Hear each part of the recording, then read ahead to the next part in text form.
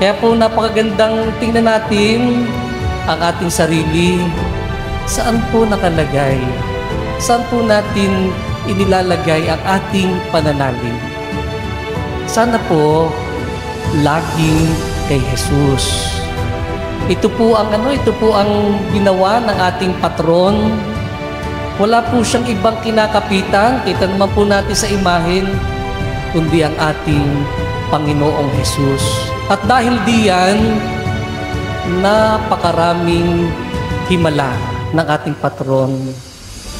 Hindi dahil sa marami na siyang nagawang himala, kaya siya nakagagawa pa uli ng himala, kundi dahil ang kanyang pagsalig, ang kanyang pananampalataya ay laging nakalagay kay Jesus.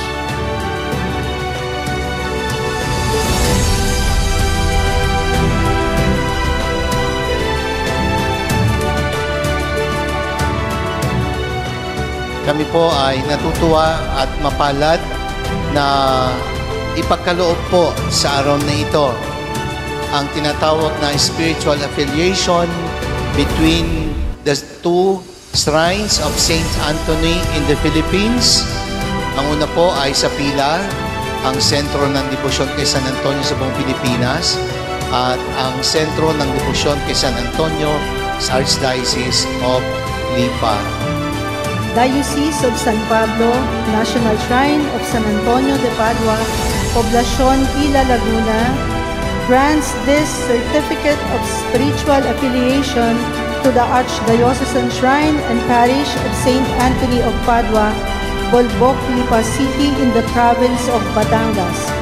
Given this 9th day of August in the year of our Lord 2025, signed by Reverend Father Emil A. Uriquia, VF, Rector and Parish, Most Reverend Marcelino Antonio M. Maralik Jr., DD Bishop, Diocese of San Pablo.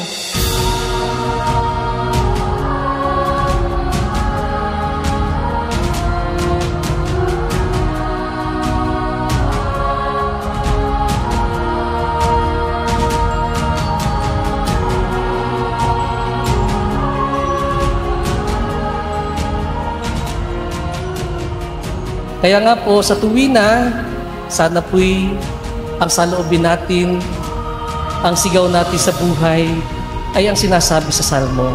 Poon, aking kalakasan, ikaw ang nagbibigay sa akin ng lakas, iniibig kitang tunay. Ito po ang buhay ng ating patron. Laging pagsalig, laging paglalagay ng pananalig sa ating Diyos, sa ating Panginoong Jesus.